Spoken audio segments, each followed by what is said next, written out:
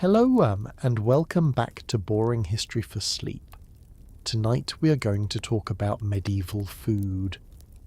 Now, the title of this episode is The Most Disgusting Medieval Recipes Ever, and you may be wondering whether a story with that title is really suitable for falling asleep to.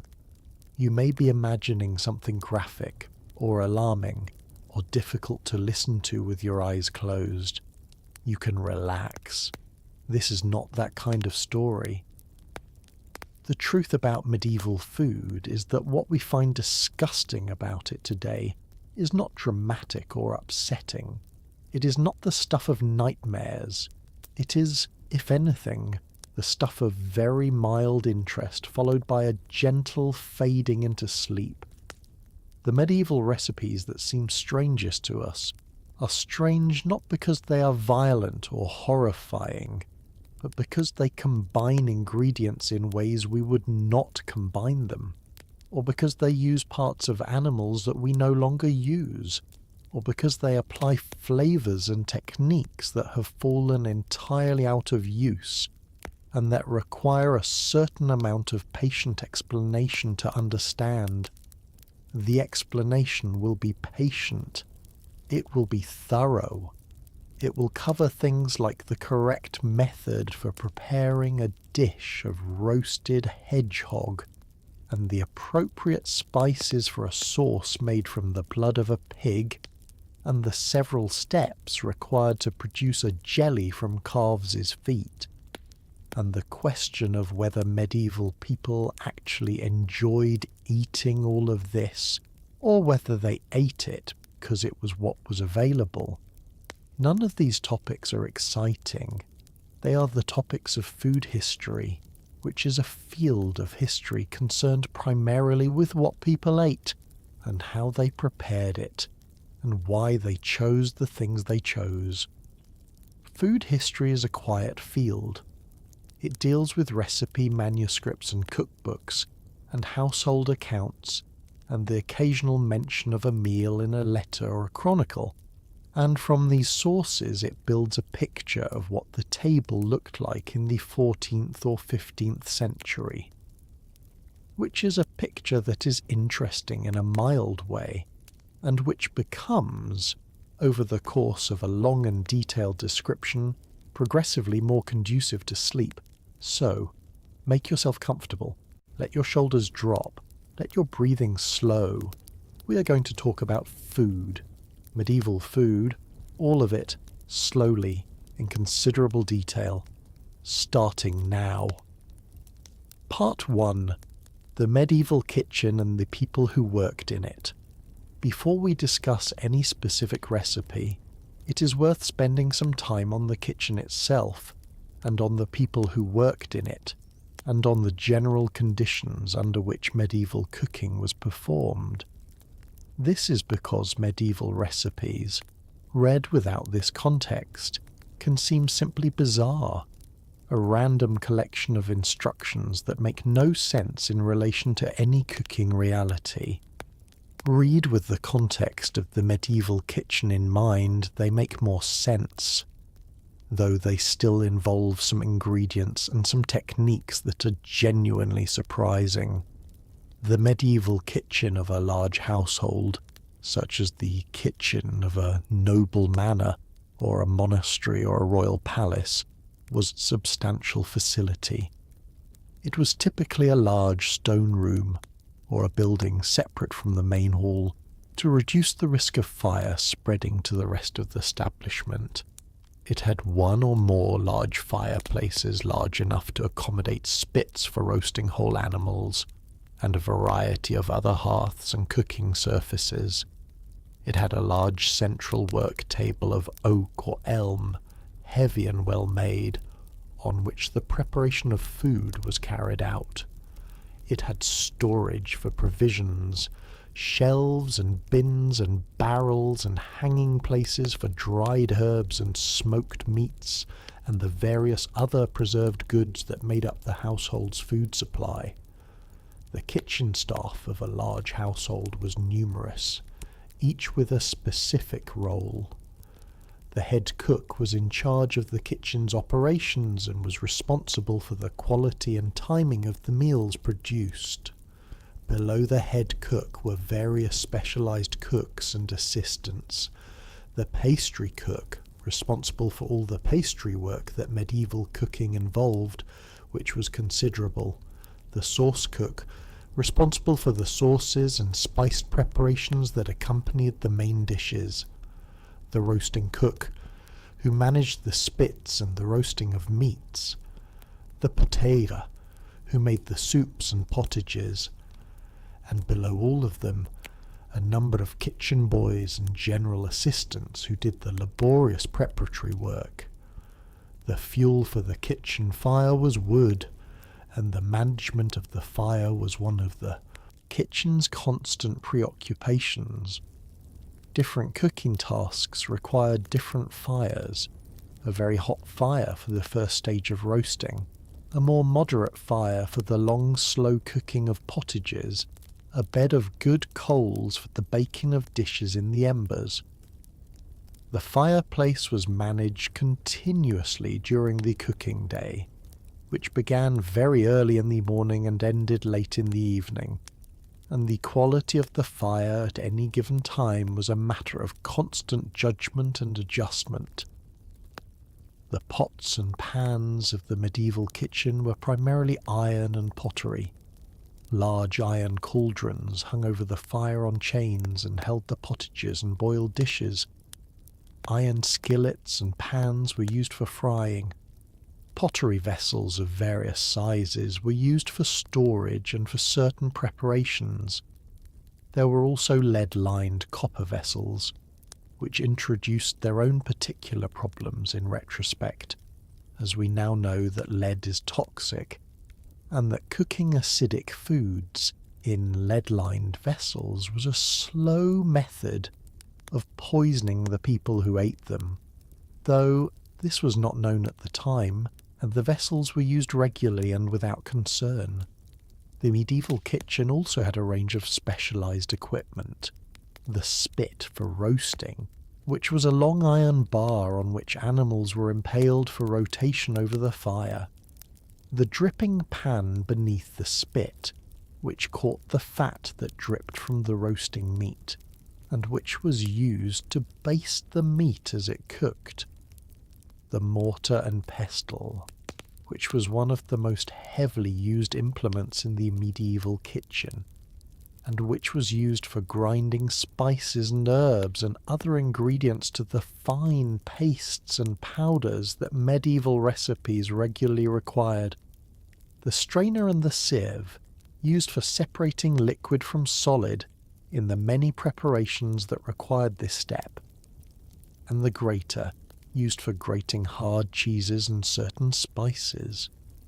With this picture of the kitchen in mind, we can now turn to the recipes themselves, and we can begin, as seems appropriate for a story titled The Most Disgusting Medieval Recipes Ever, with the animals. Part 2. The Whole Animal. Medieval cooking used the whole animal.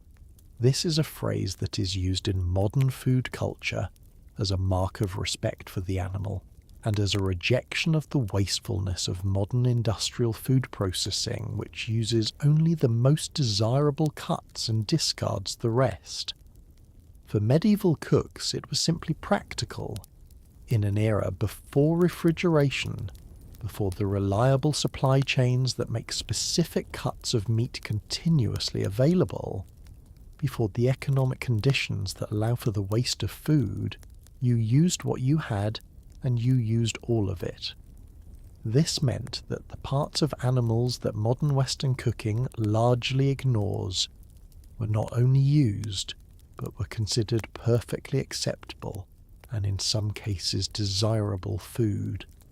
The offal, the organs, the feet, the head, the tail, the blood, were all used. They appear in medieval recipes with the matter-of-fact straightforwardness of ingredients that require no justification because their use requires no justification. They are food. You eat them. Here is how you prepare them. Let us start with the head. A boar's head, or a pig's head, was a dish of considerable prestige in the medieval period. It was not considered a lowly or undesirable food, but was in fact a dish served at feasts and celebrations, presented at the table with elaborate preparation, and sometimes with decorative elements such as the gilding of the tusks or the filling of the mouth with a roasted apple or with herbs. The presentation of a boar's head was a moment of ceremony in the feast, an assertion of the hospitality and wealth of the household. The preparation of the head for this dish was straightforward if laborious. The head was first cleaned by singing off any remaining hair over the fire, which produced a smell that is not difficult to imagine, and which would have been a routine part of the kitchen's working conditions. It was then scrubbed with water and a rough cloth to remove the sing marks and any remaining debris. The ears were cleaned separately, as they were difficult to clean on the attached head. The snout was scraped. The cleaned head was then either roasted whole on a spit, which required considerable time, or boiled in a large cauldron with water and aromatics, which required somewhat less management but produced a different result. The boiled head was the basis for brawn, which was one of the most common preparations of pig's head in medieval cooking. Brawn was made by boiling the head until the meat fell from the bones, then removing all the bones and the skin, and pressing the meat firmly into a mould where it cooled and set in its own gelatin into a firm, sliceable form. The resulting preparation was served cold in slices with various accompaniments. The flavour of properly made brawn was by contemporary accounts pleasant. The richly gelatinous, well-seasoned meat of a well-fed pig, firm and clean in texture, accompanied by vinegar or mustard that cut through the richness. It was not, by the standards of those who ate it, a disgusting food. It was a practical and economical preparation that made good use of a part of the animal that had considerable flavour and considerable collagen, the latter being what gave the brawn its characteristic texture.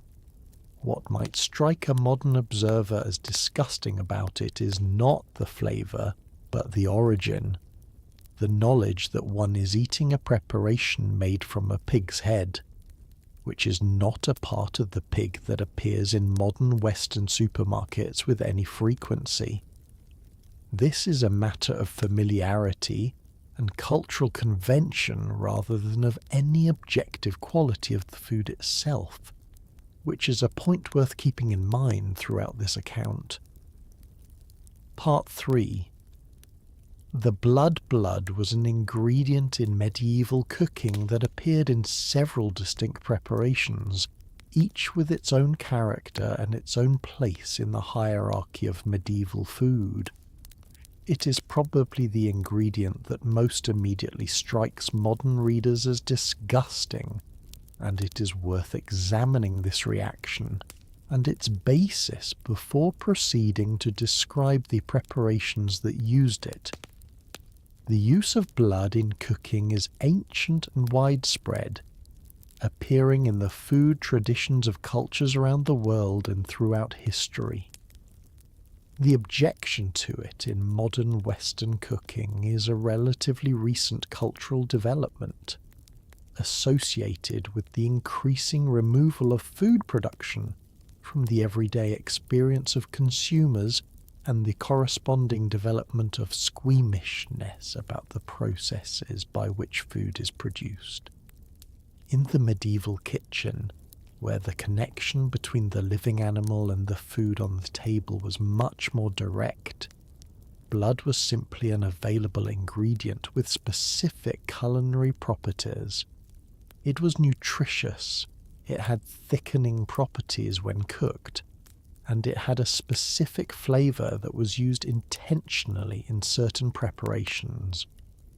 the most common use of blood in medieval cooking was in blood pudding, or black pudding, which is a preparation that has survived in some form to the present day in various cultures, including in Britain, where black pudding is still a common breakfast item. The medieval version was made by collecting the blood of a freshly slaughtered pig, mixing it with fat and grain and onion and various seasonings, and stuffing this mixture into a cleaned intestine casing that was then boiled until set. The result was a firm, dark, heavily spiced sausage with a dense, slightly crumbly texture and a strong flavour. The recipe for blood pudding in the 14th century English cookery manuscript known as the Form of Cury, or something like it, included the following: the fresh blood of the pig, collected immediately at slaughter into a clean vessel, cooked oatmeal or barley, a substantial quantity of suet, which is the hard fat from around the kidneys, onions that had been softened by brief cooking, and a quantity of spice.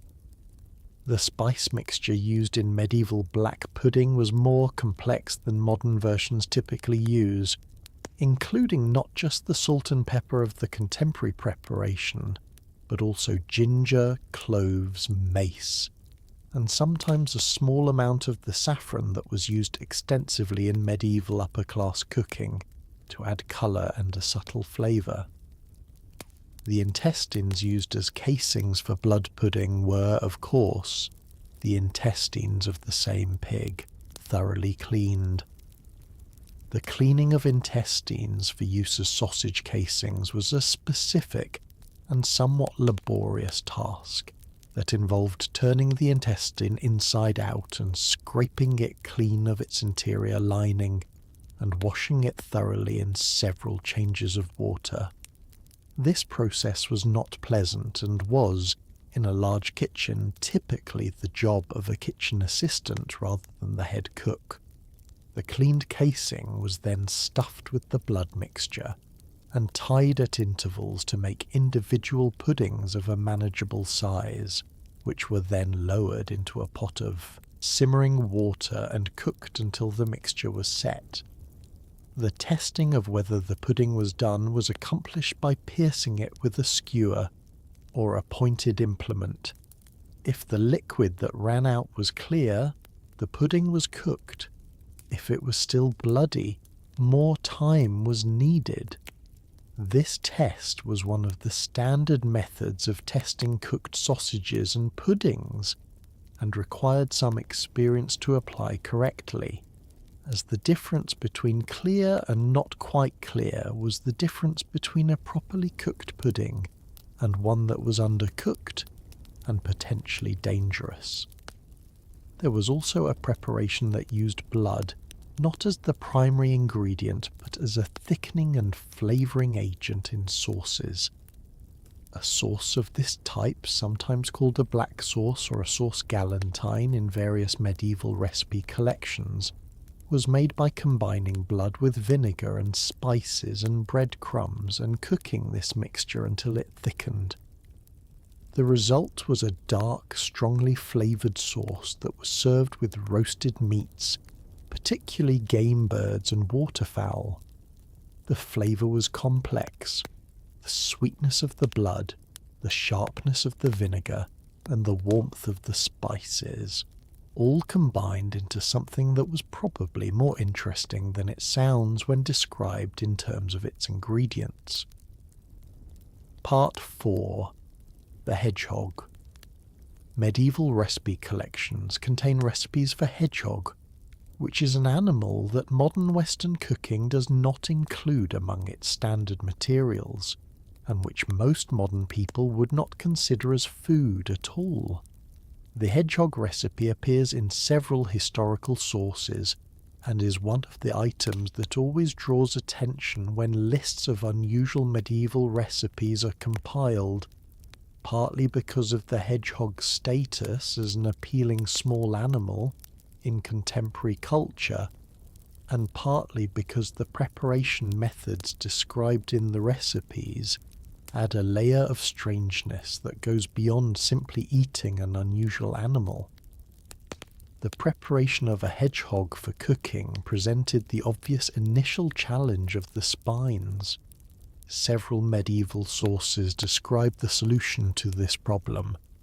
The hedgehog was enclosed in clay, the clay pressed firmly around the entire animal including the spines, and the clay-encased animal was then placed at the fire or in the hot coals of the kitchen fire and baked.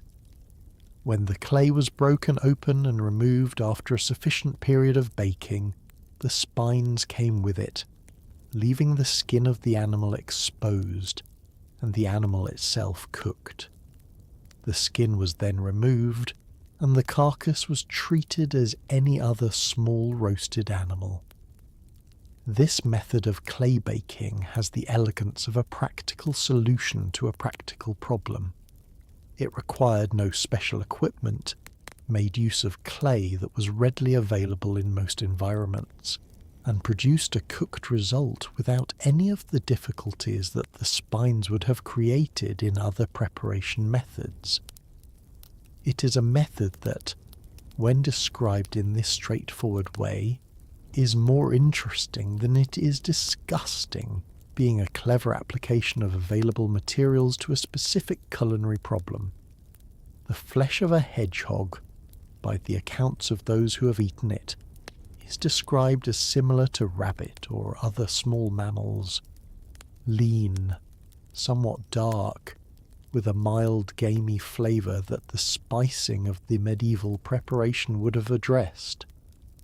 The hedgehog was not a prestige food in the medieval period, being more commonly associated with the diet of rural people who caught them foraging in the fields and gardens, but it appears in written recipe collections in a context that suggests it was considered acceptable food for a range of social contexts. The specific recipe for hedgehog from one medieval source suggests cooking the clay-baked animal with a mixture of herbs and a sauce of vinegar and ginger and onion, which is a combination that would have produced a reasonably flavourful result. The ginger and vinegar sauce was a standard medieval accompaniment for many meats, and would have been familiar to anyone eating in a medieval household with access to spices, which in a large household would have been available regularly. Part 5. The lamprey. The lamprey was considered one of the finest foods of the medieval period, a prestige ingredient associated with royalty and with the highest levels of the aristocracy. It appears regularly in accounts of grand feasts and royal meals, and several English kings were noted for their particular fondness for lampreys, the most frequently cited being King Henry I, who is said to have died after eating a surfeit of lampreys, though whether this story is literally true or is a later addition to his biography is debated by historians. The lamprey is a jawless fish, or rather a jawless aquatic vertebrate that resembles a fish in some respects and differs from fish in others. It has a circular, sucking mouth lined with teeth, which it uses to attach to other fish and feed on their body fluids, which is a feeding method that makes it rather more alarming in its living form than most of the fish that appear on tables. It lives in both fresh and salt water during different stages of its life, and was found in many of the rivers of medieval England and France and other parts of Europe. The preparation of a lamprey for eating required a specific preliminary step that distinguished it from the preparation of ordinary fish: the removal of the cord-like structure that ran along the lamprey's back, and that was considered poisonous, or at least harmful if eaten. This structure, which is described in medieval recipes as a kind of string or cord, needed to be drawn out carefully before any other preparation could begin. The method described in several sources was to pierce the lamprey at the tail and draw the cord out through this opening, pulling it free along the length of the body. This was a task requiring care and a certain familiarity with the anatomy of the lamprey that a kitchen that used them regularly would have developed. Once the cord was removed, the lamprey was prepared in various ways depending on the recipe. One common preparation, appearing in several medieval cookery manuscripts, involved baking the lamprey in a pastry case with a filling of spiced wine and various other aromatics. The pastry case was not meant to be eaten, but served as a sealed container in which the lamprey cooked in its own juices combined with the wine and spices, the result being a richly flavoured preparation that was extracted from the pastry and served in its sauce. Another preparation was a kind of galantine, in which the lamprey was cooked and then dressed with a sauce made from the blood of the lamprey itself, combined with wine and spices and vinegar. This sauce, dark and complex, was considered the proper accompaniment for lamprey and appeared in multiple recipe sources as the standard way of serving the fish. The combination of the lamprey's own blood with wine and ginger and cloves and vinegar produced a preparation that was, by the standards of its time, not disgusting but highly sophisticated, the use of the blood being an application of the same principles that governed the use of blood in other medieval sources. The flavour of lamprey is described by those who have eaten it as rich and fatty, with a distinctive taste that is unlike other fish, and that the heavy spicing of the medieval preparation would have both complemented and somewhat moderated. It is a fish that has fallen almost entirely out of use in contemporary Western cooking, which is partly a matter of changing taste and partly a matter of reduced availability, the lamprey populations of many European rivers having declined significantly since the medieval period. Part 6. The subtlety. Before continuing with further specific dishes, it is worth describing the subtlety, which was a category of medieval food preparation that is in some ways the most distinctly medieval culinary form, and that tells a great deal about what medieval upper-class dining was intended to accomplish. A subtlety was a decorative construction made of sugar or marzipan or wax or pastry, or some combination of these materials, shaped into the form of an animal or a scene or a heraldic device or some other elaborate representation, and placed on the table at intervals during a feast as a kind of edible or semi-edible decoration. The subtlety was not primarily for eating, though some elements of it were edible. It was primarily for looking at, for admiring, for the demonstration of the skill of the kitchen and the wealth of the household that could afford the sugar and the labour required to produce such a thing. Sugar was extremely expensive in the medieval period, being imported from the Eastern Mediterranean and available in quantity only to very wealthy households. The use of sugar in a subtlety was therefore a display of wealth as much as a culinary choice, the same way that the use of gold in decoration signals wealth, not because gold is beautiful in itself, but because it is expensive. A subtlety of refined white sugar, shaped into a detailed heraldic scene with figures and animals all made in sugar, was a statement about the resources and the taste of the household, visible to every guest at the table. The subtleties were sometimes accompanied by verses or written descriptions of the scene they depicted, placed in front of the construction on a piece of paper or parchment, so that the guests could understand what they were looking at and appreciate the symbolism intended by its maker. The making of a complex subtlety was a significant artistic undertaking, requiring skills that were separate from ordinary cooking skills, and that were held by the pastry cook and the sugar worker, specialized craftsmen within the larger kitchen. The sugar subtleties of the most elaborate medieval feasts could be genuinely impressive objects. Full-scale representations of castles or ships or religious scenes, all made in sugar, accurate in their details, coloured with various preparations to add visual interest. The craft of sugar work that they required was the ancestor of the modern craft of sugar sculpture, which is still practiced in pastry arts, but which no longer occupies the central place in elaborate dining that it held in the medieval feast. At lesser households and for less elaborate occasions, the subtlety might be something simpler, a marzipan animal or a pastry figure, or a shaped preparation of jellied meat or fish.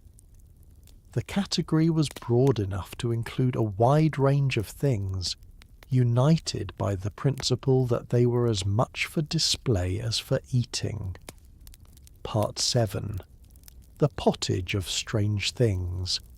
The term pottage covered in medieval cooking a very wide range of preparations, from thin broths to thick stews, from the plainest combinations of grain and water to the most spiced and complex dishes of a royal kitchen. What they had in common was that they were cooked in a pot and served in a bowl or on a plate as a liquid or semi-liquid preparation. Some of the more unusual pottages of the medieval period combined ingredients that no modern cook would think of combining. One example was a pottage made from almonds, wine, rice, chicken and sugar, all cooked together into a thick white preparation that was flavoured with ginger and garnished with fried almonds. This dish, known in various forms as blancmange or blancmange, was not sweet in the way that the modern blancmange is sweet, being a savoury dish in which the sweetness of the sugar and the almonds was balanced by the richness of the chicken and the sharpness of the spice. The combination would strike a modern palate as strange, the blending of what we now consider dessert flavours with what we now consider savoury ones. But it was entirely conventional in a period when the distinction between sweet and savoury was not the firm categorical boundary it later became.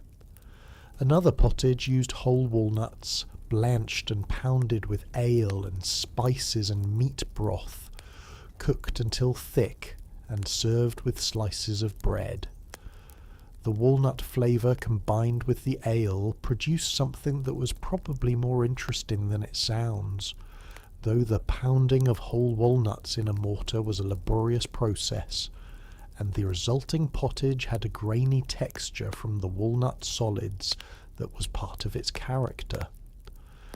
There was also a pottage made from dried fruits, pears and dates and dried figs, cooked with wine and spice and a quantity of rice flour to thicken, producing a preparation that was sweet and heavily spiced and served as a side dish or a separate course rather than as a dessert in the modern sense. The dried fruit pottage was particularly associated with feast days and celebrations in some traditions. The combination of expensive imported dried fruits and spices making it a demonstration of resources as well as a specific flavour combination. The pottage of a more ordinary household was simpler, dried peas or beans cooked until soft in water, with a small quantity of salt pork or bacon for flavour, seasoned with salt and sometimes with a handful of dried herbs, and served with bread. This was the food of the majority of the medieval population for most of their meals, and it was the opposite extreme from the elaborate spiced preparations of the wealthy kitchen. It was not disgusting in any meaningful sense. It was simply pottage, plain, filling, adequate for the purpose of keeping a working person nourished through the day. Part 8. The Roasted Swan. The swan was a bird of high prestige in the medieval period, associated with royalty and with the aristocracy, and it appeared on the tables of the great at feasts and celebrations as a marker of the standing of the household. Swans in medieval England were royal birds, in the sense that all unmarked mute swans on open water were the property of the crown, and the right to keep swans was a privilege granted by royal charter to specific individuals and institutions. To serve a swan at your table was therefore to demonstrate not only wealth, but a particular kind of social status. The preparation of a roasted swan for the table at a medieval feast was not simply a matter of cooking the bird, it was a production. The swan was roasted on a spit, as most large birds were, but the presentation at the table was the particular element that made it distinctive. In some descriptions from medieval feast accounts, the swan was brought to the table dressed in its own skin and feathers, the bird having been removed from its skin before roasting, and the skin preserved with the feathers intact, and then the roasted meat being replaced inside the skin for presentation. The result was a bird that appeared at the table looking as it had in life, or something like it, and which was then carved and served from this elaborate presentation. The flavour of swan, by the accounts of those who have eaten it, is described as rich, dark, and strongly gamey, with a flavour that is more like beef than like the poultry that modern people are more familiar with. The richness of the flesh made the spiced sauces of the medieval kitchen a particularly appropriate accompaniment. The sharpness and complexity of the spices cutting through the heaviness of the meat, in the way that heavy flavours generally benefit from sharp contrasts. There were variations on the preparation. Some accounts describe the swan being parboiled before roasting to reduce the cooking time needed on the spit and to produce a somewhat less dry result than a fully spit-roasted bird of that size might otherwise be. The parboiling was done in a large cauldron with aromatics, and the partially cooked bird was then finished on the spit to produce the appearance of a fully roasted bird while having the benefit of the initial wet cooking. The peacock was treated similarly to the swan in terms of its prestige and its presentation. Peacocks appeared at medieval feasts with their plumage restored after roasting, the spectacular tail feathers arranged in full display, the gilded beak and claws sometimes added as additional decoration. The taste of peacock was generally considered inferior to the taste of swan, being tougher and less flavourful, and peacocks were served as much for their dramatic visual effect as for any culinary virtue. The presentation of a peacock at the table, with its fan of iridescent blue and green feathers spread over the roasted carcass, was a piece of theatre as much as a dish of food. Part 9. The Source of verjuice. Medieval cooking made extensive use of acid in its sauces and preparations, in a way that differs significantly from the role of acid in modern Western cooking. The primary acid used was not lemon juice, which was available in the medieval period, but expensive, and not the default source of tartness that it later became in European cooking, but verjuice, which was the pressed juice of unripe grapes or unripe crab apples, and which had a sharp, clean acidity that was quite different from the acidity of ripe fruit juice. Verjuice appeared in medieval recipes with a frequency that suggests it was essentially a pantry staple of the well-equipped medieval kitchen, used in the same way that modern cooks use white wine or lemon juice, as an acidic component that balanced richness, sharpened flavours, and provided the basic contrast of sharp and rich that is fundamental to satisfying food. A sauce of verjuice with ginger and a small quantity of sugar and some ground almonds strained smooth was a perfectly constructed medieval sauce in the sense that it addressed all the elements of medieval flavour theory. The sharpness of the verjuice, the heat of the ginger, the sweetness of the sugar, and the body of the almonds. The combination of verjuice with blood in certain sauces was one of the more unusual applications of this ingredient. A sauce described in several medieval sources combined verjuice with the blood of a pig or a goose, cooked together with spices until thickened, producing a dark, complex sauce with both the sharpness of the acid and the richness of the blood. This sauce was served with roasted meats, particularly the darker meats of game and waterfowl, where its intensity was appropriate to the flavour of the meat. Vinegar was used similarly to verjuice in many preparations, and the two were sometimes interchangeable in recipes that specified one or the other, and sometimes combined in the same sauce for a more complex acidity. The use of both vinegar and verjuice in the same preparation is found in several sauce recipes, producing something that had multiple notes of sourness layered over each other, which sounds excessive, but which in the context of the heavily spiced and often sweet preparations that these sauces accompanied, was probably a necessary degree of sharpness to provide contrast.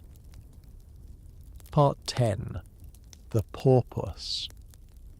Among the more surprising entries in medieval English cookery manuscripts is the porpoise. The porpoise was eaten in medieval England, and the recipes for its preparation appear in the same manuscripts that contain recipes for more familiar meats and fish. It was not a common food, being difficult and dangerous to catch, but it was available in coastal regions and was brought to the table of the wealthy when it could be obtained. The porpoise occupied a particular position in medieval dietary classification. It was classed as a fish rather than as a meat, which meant it was permitted on fast days when meat was forbidden. This classification was based on the fact that it lived in the water than on land, and the medieval system of dietary classification was sufficiently practical in its application that an aquatic mammal that looked and lived like a fish was treated as a fish for the purposes of the fasting rules, regardless of any more precise biological analysis. This classification made the porpoise a valuable food for wealthy households that wanted something more impressive than herring on their fast day tables. The recipes for porpoise describe preparations that are similar to those for other prestige meats of the period. The flesh was boiled or roasted, spice sauces were prepared, and the result was presented at the table as a relatively formal dish. One preparation described in a medieval English sauce involved simmering the porpoise in water with salt and then serving it with a sauce of ground ginger and cinnamon and vinegar, which is a combination that would have addressed the richness of the meat with both the warmth of the spices and the sharpness of the acid. The flavour of porpoise is described by historical accounts as dark and oily, similar to other marine mammals, with a flavour that was quite unlike anything of the modern European culinary tradition. Whether the spiced sauces that accompanied it were sufficient to make it pleasant, eating is a question that cannot be answered with confidence, but the presence of multiple recipes for it in serious cookery manuscripts suggests that it was a food that people of the period found worth preparing carefully and eating with some appreciation. The catching of porpoise was done with nets and with the assistance of the tidal patterns of the coastal waters, and the animals were sometimes driven into shallow water by groups of boats working together. A caught porpoise was a valuable commodity and would have been sold quickly or delivered directly to a household that had the resources to pay for it, the speed being necessary because the preservation of a large sea mammal without refrigeration was challenging. Part 11. The egg. Preparations. Medieval cooking used eggs extensively in a range of preparations that included some that would be familiar to a modern cook and others that would not. The familiar preparations were the expected ones: eggs boiled, eggs fried, eggs used in pastry and cake preparations, eggs used as thickening agents in sauces. The less familiar ones included several that used eggs in ways that no longer appear in contemporary cooking. One unusual preparation was a dish made by blowing the contents of an egg out through a small hole and then filling the empty shell with a preparation of cream and spices and sugar, sealing the shell with wax and boiling or baking the filled shell until the filling was set. The result was an egg that looked exactly like an ordinary boiled egg, but that contained, when opened, a sweetened cream filling rather than the expected yolk and white. This was a form of the culinary trick or deception that was common in medieval upper-class cooking, where the entertainment of the diners was considered an important element of the feast experience, and dishes that looked like one thing and turned out to be another were a recognized form of culinary wit. The same principle was applied to whole roasted animals at the highest level of feast preparation, where a bird that appeared to be one species was found to contain the stuffed carcass of another species inside it, and so on through several nested sizes. This preparation, sometimes called a roast within a roast, required considerable planning and a series of boned birds of decreasing size, each one stuffed inside the previous one and the whole assembly roasted together. The culinary value of this preparation was debatable, as the innermost birds would likely be overcooked by the time the outer bird was done, but the theatrical value was considerable, and that was the point. Another egg preparation that appears in medieval sources involved the beating of egg whites to a stiff foam, which was done by whisking with a bundle of peeled twigs in a flat dish, and the mixing of this foam with various flavoured preparations to produce a kind of early mousse or cream that was set with the gelatinous content of certain preparations. The labour involved in beating egg whites to stiffness with a bundle of twigs rather than with modern wire equipment was substantial, and this preparation was not a casual one, but a deliberate investment of significant kitchen labour. Part 12. The uses of almonds. Almonds were one of the most important ingredients in medieval upper-class cooking, appearing in more different preparations and in larger quantities than almost any other single ingredient except perhaps the spices.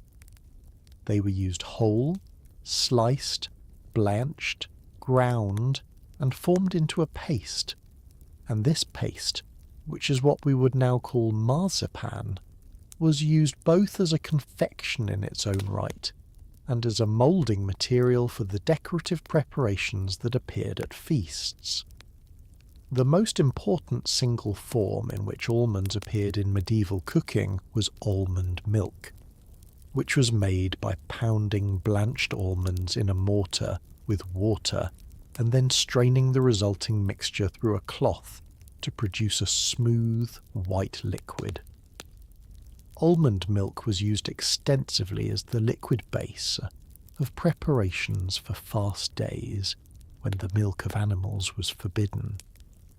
It could be used in all the places where cow's milk would normally be used, in pottages, in sauces, in pastry preparations, in the making of thick, cream-like preparations that were served as part of a meal. The process of making almond milk in the quantities that a large medieval kitchen required was laborious.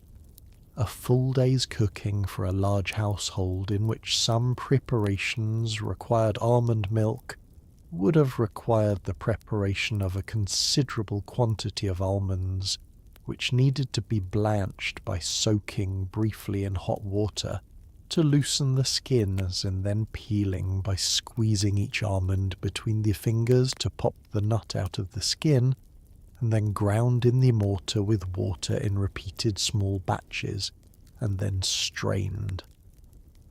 In a kitchen doing this work regularly, the mortar work would have been continuous during the preparation stages of the cooking day. The rhythmic thudding of the pestle in the mortar, one of the characteristic sounds of the medieval working kitchen.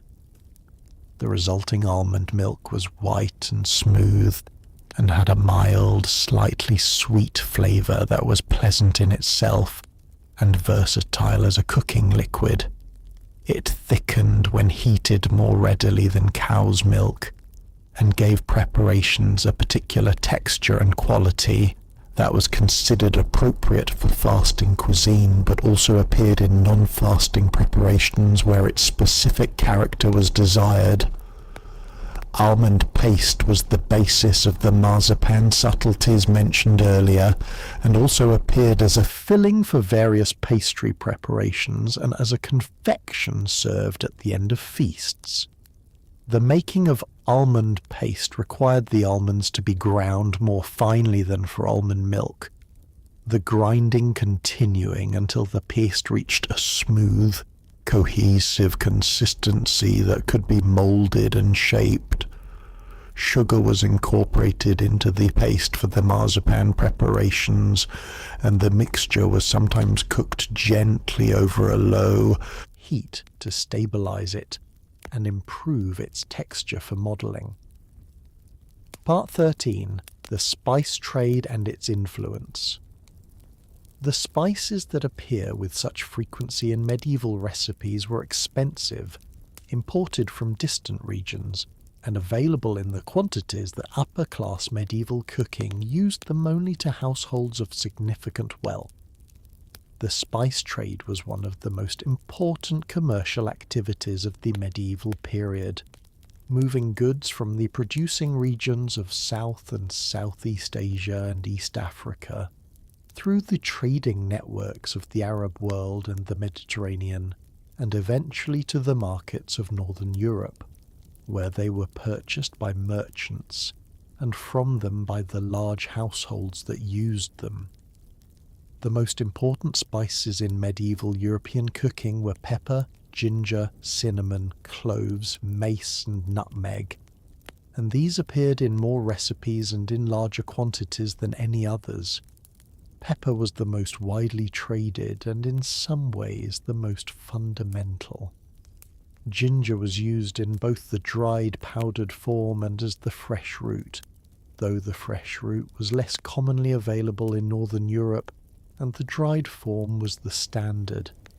Cinnamon was used extensively in both sweet and savoury preparations, and was present in quantities that would seem enormous by modern standards. The combination of all these spices in a single preparation was not unusual in medieval cooking. a sauce that contained pepper, ginger, cinnamon, cloves and mace, all ground together in the mortar and combined with wine and vinegar and perhaps some breadcrumbs for thickening, was a perfectly standard medieval sauce preparation, not an exotic or unusual one.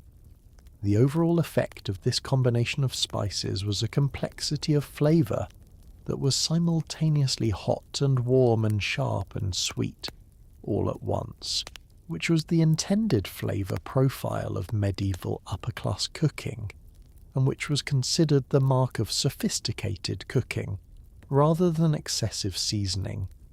One preparation that illustrates this approach well was a sauce called cameline, which appeared in multiple medieval recipe collections from different countries in slightly different forms, but with the same essential character. Cameline was made from cinnamon, ginger, cloves, galingale, and sometimes cardamom, all ground together in the mortar, then mixed with the vinegar and a small quantity of breadcrumbs that had been soaked in vinegar to dissolve them into the liquid. The whole was strained and served as a sauce for roasted meats, particularly pork and poultry. The flavour would have been intensely spiced, with the cinnamon being the dominant note supported by the heat of the ginger and the aromatic quality of the cloves. It was a sauce that required expensive ingredients, and was therefore a mark of the wealth of the household that served it. Galingale, which appears in the cameline recipe, is worth noting separately as an ingredient that has almost entirely disappeared from contemporary Western cooking. It is the root of a plant related to ginger, with a flavour that is somewhat similar to ginger but cooler and more resinous, and it was widely used in medieval cooking but has been replaced in most traditions by ginger, which is more readily available. The flavour contribution of galingale to medieval sauces was a specific quality that the modern reconstructions of these recipes using ginger alone do not quite replicate. Part 14. The dish of entrails.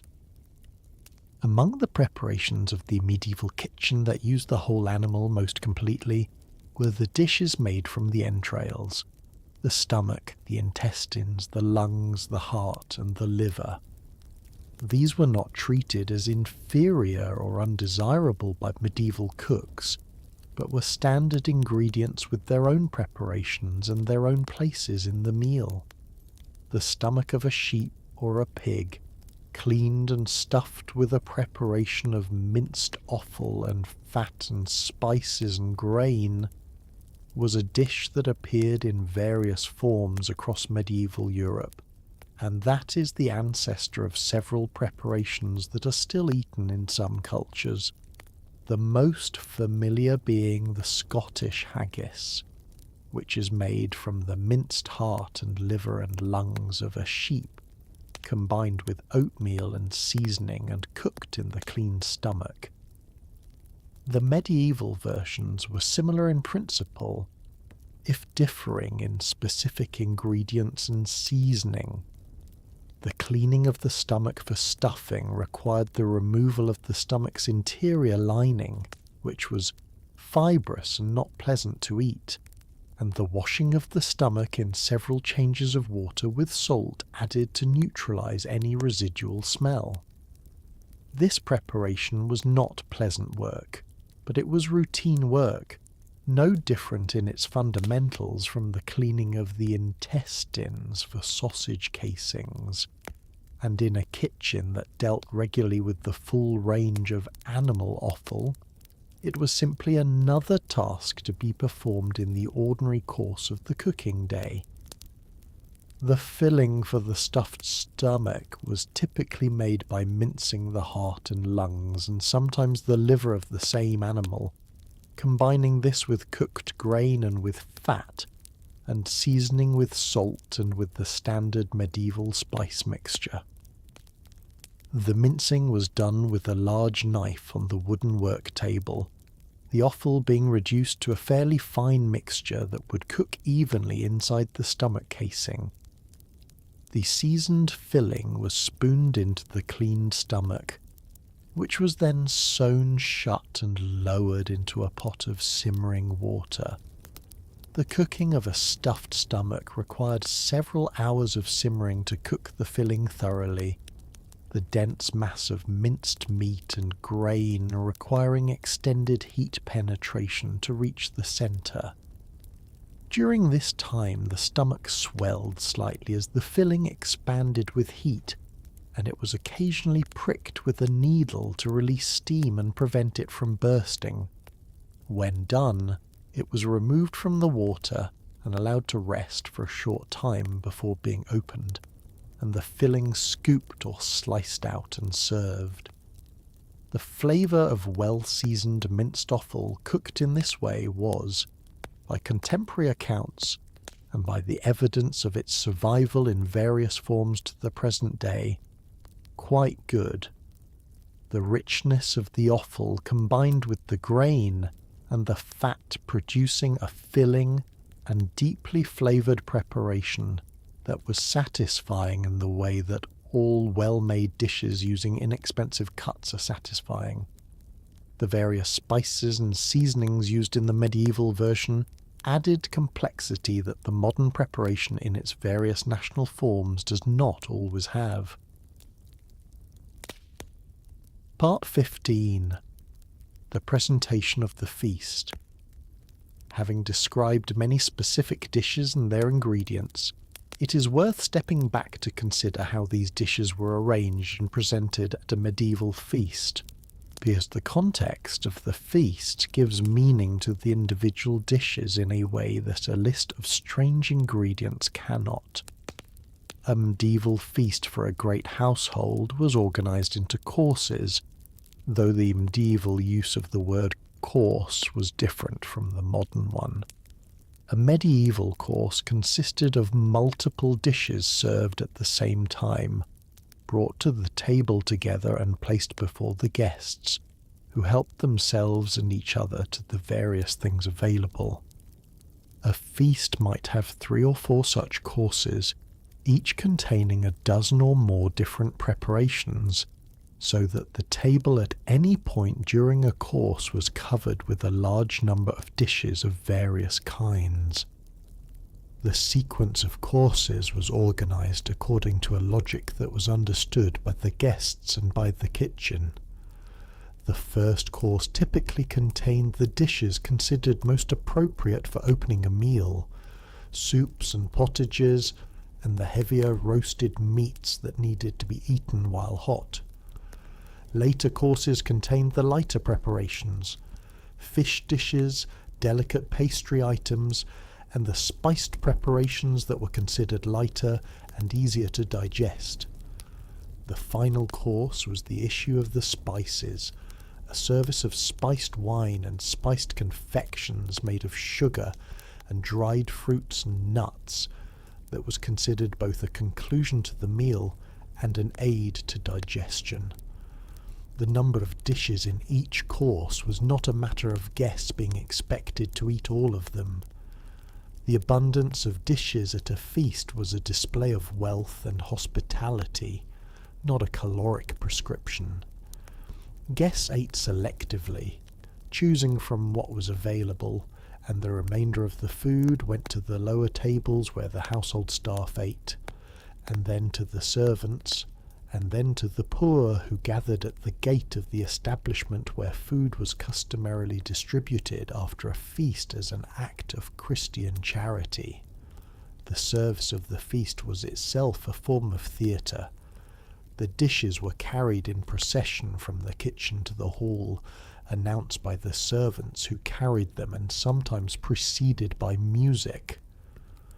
The carving of the meat at the table was performed by the carver, a role of some status in the household, who used specific techniques for each type of bird and animal that were codified in manuals of carving that survive from the period, and that describe in precise detail the correct way to dismember a pheasant or portion a swan, or deal with the various other meats that appeared at the tables of the great.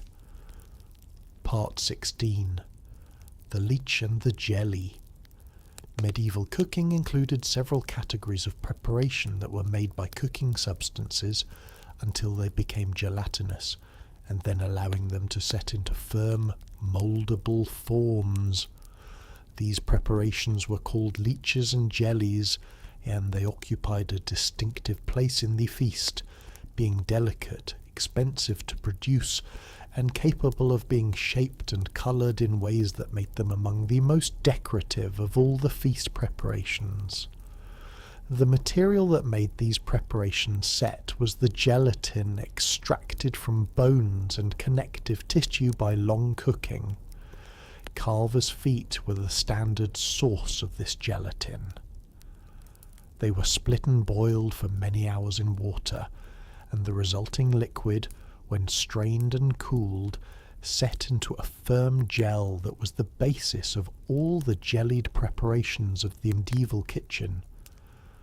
The process of extracting gelatin from Carver's feet was a standard kitchen operation, carried out in advance and in quantity, the resulting gel kept in a cool place for use as needed.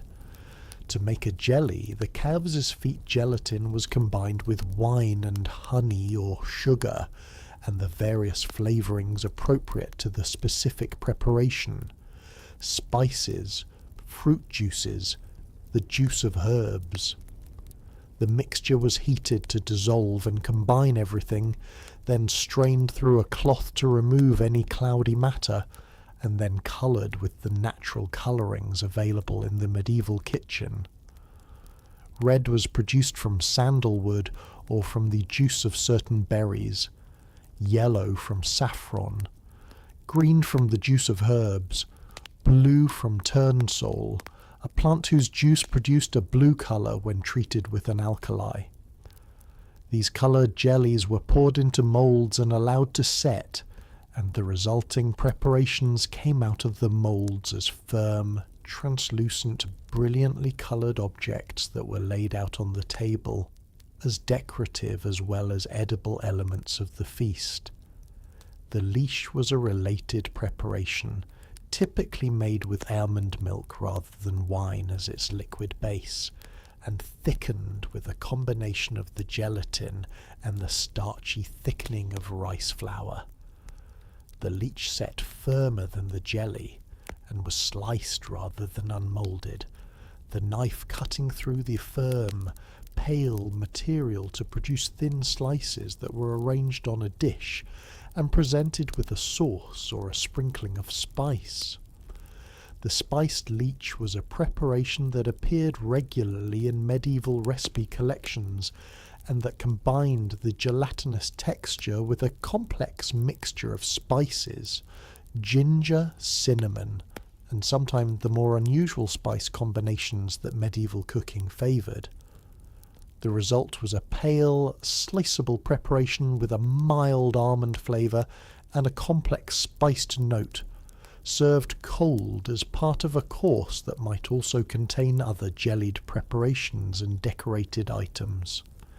Its place in the feast was as a refined, expensive, and somewhat technically demanding item that demonstrated the skills of the kitchen and the resources of the household. Part 17. The Hippocras. At the end of a medieval feast came the hippocras and the wafers, which was the final service of the meal.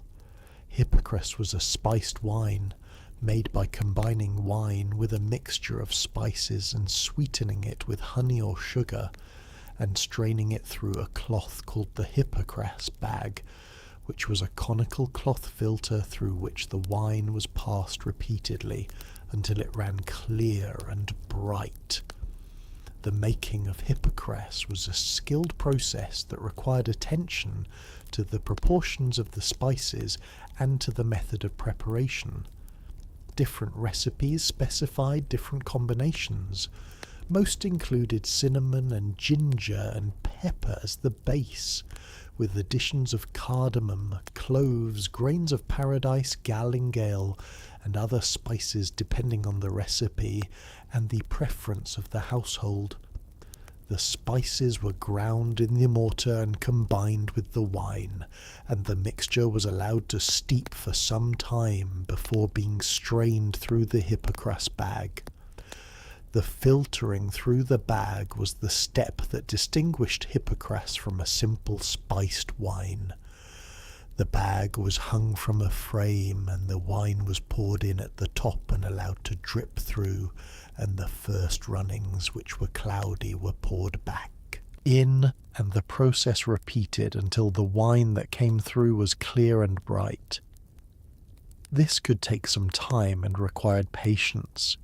The resulting wine was strained clean and ran a deep, clear colour, the spices having given it both their flavours and, depending on the spices used, some of their colour. Hypocras was served with wafers, which were thin, crisp preparations baked in wafer irons, which were implements similar to modern waffle irons but producing a thinner, more delicate result. The wafers were often spiced and sometimes sweetened, and they were served hot from the irons, which were heated over the fire in the last stages of the feast preparations. The combination of hot, crisp, spiced wafers and the clear, cold, heavily spiced hypocras was the standard conclusion to a medieval feast of any pretension, and it was a combination that was understood to aid digestion and to provide a pleasant aromatic conclusion to the meal. The distribution of hypocras and wafers also had a social function. It was the point at which the feast formally concluded and the guests began to disperse, the shared consumption of the spiced wine and wafers marking the end of the communal eating, and the transition to whatever followed, which might be dancing or music or simply the departure of guests to their sleeping quarters. Part 18. The Legacy. The food described in this account did not disappear all at once. It changed gradually over the centuries that followed the medieval period, some preparations surviving in recognizable form, and others fading entirely from use. The heavily spiced sauces and the combinations of sweet and savoury that characterized medieval upper-class cooking became less fashionable in the 16th and 17th centuries as European cooking moved toward the separation of sweet and savoury that is now so fundamental that it seems natural rather than historical. The offal preparations survived longest in the cooking of ordinary people, who continued to use the whole animal long after the wealthy had moved to the more exclusive cuts and preparations of later culinary fashion. Black pudding persisted. The stuffed stomach persisted in various national forms. Brawn persisted. The habits of practical economy in cooking outlasted the fashionable cooking of any particular period, because the reasons for using the whole animal did not change. It was economical, it was nourishing, and the results, properly prepared, were good. The spices became less universal over time, their high cost making them the subject of increasing scrutiny as European cooking developed a more sophisticated palate of the flavours of fresh and local ingredients. The combination of cinnamon and pepper in a single meat sauce, which was entirely normal in the 14th century, became unusual by the 17th, and by the 19th it had become something that food historians noted as a curiosity of the past. But the knowledge of these preparations was not entirely lost. It survived in the cookery manuscripts that scholars have preserved and studied, and in the scattered references in household accounts and feast records and the occasional letter that mentioned food in passing. From these sources, food historians have reconstructed what medieval cooking looked and tasted like, Not perfectly, since some ingredients and some techniques cannot be recovered in full, but with enough accuracy to understand the flavour world of the medieval table. And the flavour world was not, in the end, disgusting. It was different. Different in its combinations, different in its ingredients, different in what it chose to use and what it chose to ignore. It was the food of a specific time and place, produced by specific people, from specific ingredients with specific intentions. It was real food, made to be eaten, made to give pleasure and nourishment and the satisfaction of a good meal. The blood sauces and the lamprey and the hedgehog and the stuffed stomach were not aberrations. They were the natural products of a food culture that used what was available and wasted nothing, and found pleasure in flavours and combinations that our own culture has largely abandoned. Whether they were disgusting or not depended on who was eating them, and the people who were eating them in the kitchens and at the tables of medieval Europe were people who found them worth eating. Which is, perhaps, the most boring conclusion possible to a story titled The Most Disgusting Medieval Recipes Ever. But it is the true one. The pot was on the fire. The mortar and pestle were working.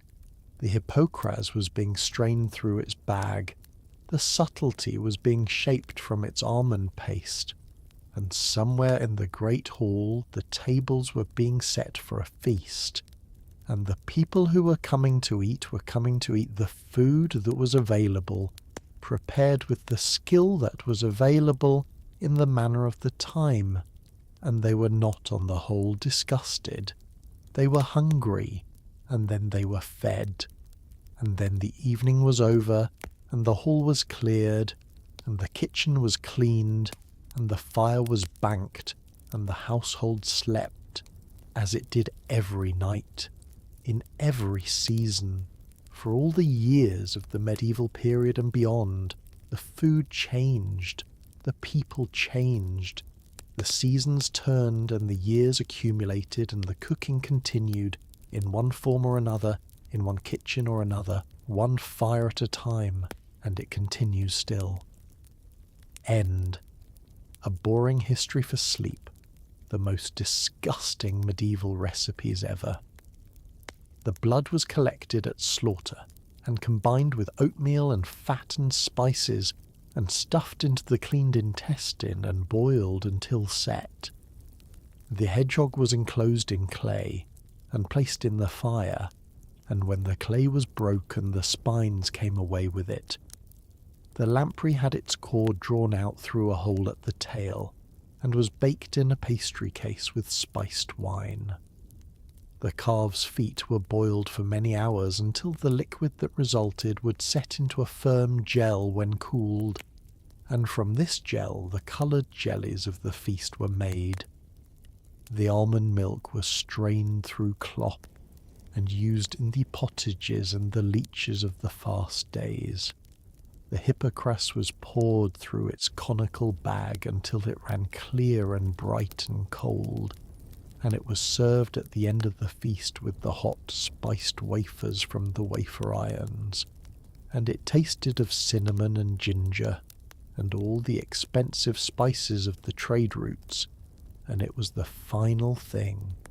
And after it the hall was cleared, and the fire was banked, and the night was quiet, and the kitchen was still, and the mortar and pestle sat at rest on the work table, and the pots were hanging where they belonged, and everything was where it should be, and the day was done, and the sleep that followed was deep and without incident.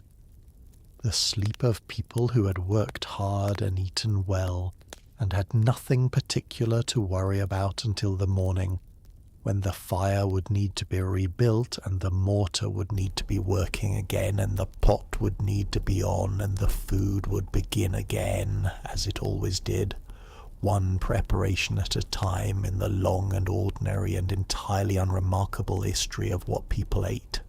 Part 19. the mortar and its work.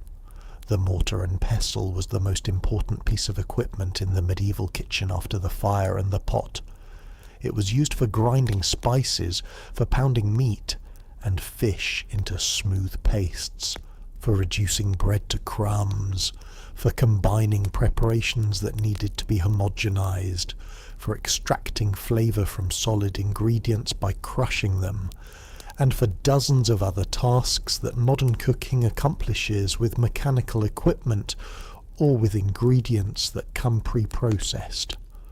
The mortar of a large medieval kitchen was not a small stone object of the kind sold today in kitchen shops as a decorative and occasional use tool. It was a large, heavy vessel, typically made of stone or bronze, or sometimes of very hard wood, with walls thick enough to withstand repeated heavy blows from the pestle without cracking. The pestle was a long, heavy implement, also of stone or metal, with a working end shaped for efficient grinding. In a kitchen that used spices extensively, this mortar was in use for most of the working day, the grinding of various preparations filling the hours of preparation with the continuous sound of the pestle in the stone, which was one of the characteristic sounds of the medieval kitchen. The grinding of a large quantity of whole spices to a fine powder was laborious work. A single batch of ground cinnamon sufficient for a day's sauces might require 20 minutes of steady pounding, and in a kitchen preparing a feast with many spiced dishes, the grinding work was continuous from the beginning of the preparation day until the last sauce was made. The sound of the mortar was so characteristic of the working kitchen that it was commented on in contemporary descriptions of cooking, and the mortar work was typically assigned to the strongest kitchen assistants. The physical demands of sustained pestle work being considerable. The pounding of meat in the mortar to produce the smooth pastes required by certain medieval preparations was a different kind of labour from the grinding of dry spices. Cooked or raw meat was placed in the mortar and pounded until it began to break down. Then additional liquid was added, and the pounding continued until the mixture became a smooth, cohesive paste. This was the basis of various forcemeat preparations. The smooth mixtures of pounded meat and fat and seasoning that were used as stuffings for pastry and as the filling for various moulded preparations. The pounded meat paste, when strained through a fine cloth to remove any remaining fibres or particles, produced something that was smooth enough to be piped or poured into moulds, which was how it was used in the most refined preparations. The resulting moulded dishes had a texture that was entirely unlike the texture of whole cooked meat. Firm, smooth, sliceable, with a consistent flavour throughout. This texture was valued in medieval cooking as a mark of refinement, the effort required to produce it being evident in the result. The mortar was also used for making the sweet pastes of the confectionery preparations, the almond paste for marzipan, the combinations of dried fruits and spices and sugar that were pressed into moulds for the spiced comfits and other confections of the feast. The almond paste was produced by the most extended mortar work of all, the almonds needing to be pounded very fine, and then worked with the added sugar until the mixture was smooth enough to be modelled, which required patience and persistence, and the willingness to continue pounding long after the material appeared to be adequately fine, because the finest marzipan required a fineness that was only apparent when the paste was worked between the fingers and found to contain no remaining granularity. At the end of the working day, the mortar was scraped clean and washed with water and set ready for the following morning. The pestle was wiped clean. The stone of the mortar retained some warmth from the friction of a long day's work, and this warmth faded through the night as the kitchen cooled around it, and in the morning it was cold stone again, and the day's grinding began again, as it always did. Part 20. The varieties of bread. Medieval bread was not a single thing, but a range of things, differentiated by the grain used, the fineness of the flour, the method of leavening, and the purpose for which it was made. The variety of bread available in a large household was considerable, and the type of bread that a person ate was one of the many markers of their social position. The finest bread was made from the most thoroughly sifted wheat flour, the sifting having removed not only the bran, but also most of the coarser particles of the flour, leaving only the finest white endosperm. This bread was called mancher, or by similar names in different regions and periods, and it was the bread of the wealthy, white and fine-textured and light, compared to the coarser breads. It was not produced by every household, but required access to the best quality wheat, and the labour of sifting the flour to the required fineness. Below mancher in the hierarchy of breads was a range of increasingly coarse preparations, each made with less refined flour and therefore darker, denser, and more substantial. The bread of a working household in a town might be made from flour that retained more of the bran and was therefore darker than mancher but lighter than the bread of a rural poor household, which might be made from a mixture of wheat and rye or entirely from rye, producing the dark, sour, dense bread that was the staple of those who could not afford better.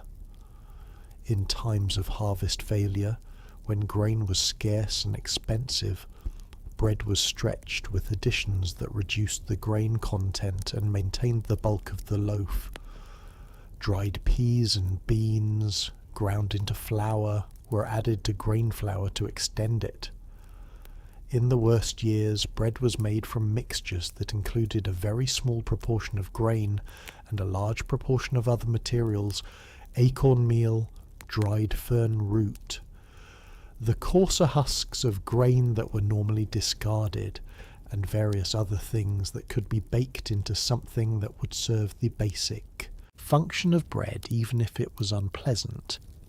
These famine breads were not an academic curiosity, but a real part of the experience of a significant portion of the medieval population at intervals throughout the period, and the recipes for them that appear in some historical sources are not the recipes of people experimenting with unusual ingredients, but the records of real solutions to real emergencies made by people for whom the question was not what was interesting to eat, but what was available to eat.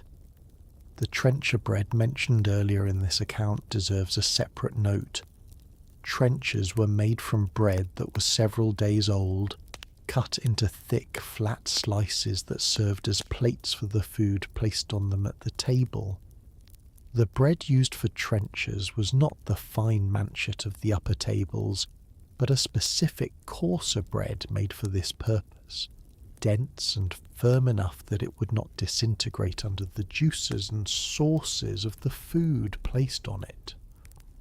The trencher absorbed the flavours of the food during the meal and was then either eaten or distributed to the poor, and either outcome was acceptable, and both occurred regularly. The baking of bread in a large household was done in the large oven that was part of the kitchen's permanent equipment, a stone or brick oven that was heated by burning wood inside it and then swept clean before the bread was loaded in.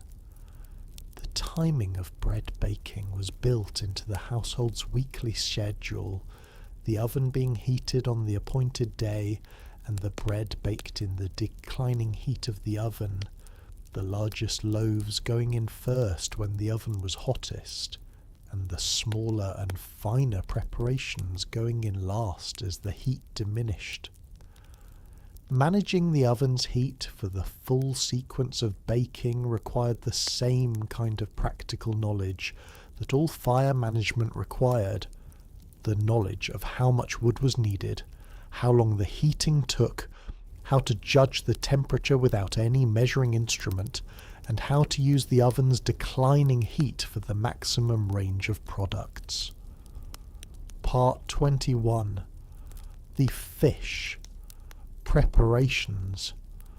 The importance of fish in medieval cooking was second only to the importance of bread, and the variety of fish preparations in the cookery manuscripts of the period reflects the central role that fish played in the diet, particularly on the many fast days when meat was forbidden. The preservation of fish for use away from the coast, and during seasons when fresh fish was not available, was one of the most important food technologies of the medieval period. Salt fish, dried fish, and smoked fish were the forms in which most people who did not live near a source of fresh fish encountered it, and the processing that produced these preserved forms was a major industry in the coastal regions of northern Europe. The preparation of dried salt cod, which was one of the most widely distributed preserved fish products of the medieval period, for eating required extended soaking to rehydrate it and to reduce its salt content to palatable levels. The soaking took days rather than hours, the fish being left in fresh water that was changed repeatedly over the course of 2 or 3 days, and even after this treatment the fish retained a degree of saltiness and a specific texture that was different from fresh fish. The preparation of soaked salt cod for cooking involved either boiling it or baking it, and the sauces and accompaniments used with it were designed to complement its specific qualities.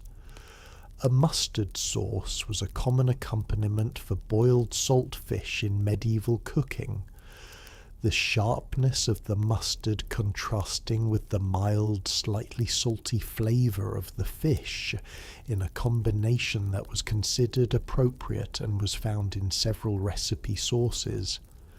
The mustard was made from mustard seeds that were ground in the mortar and then combined with vinegar or verjuice and sometimes with honey to make a paste of the desired consistency and heat. Fresh fish, when available, was prepared in a greater variety of ways. The pike, which was one of the most prized fresh fish of the period, was prepared roasted, boiled, and baked, and appeared in spiced preparations that used the same combinations of wine, verjuice, and spice that characterized the sauces for roasted meats.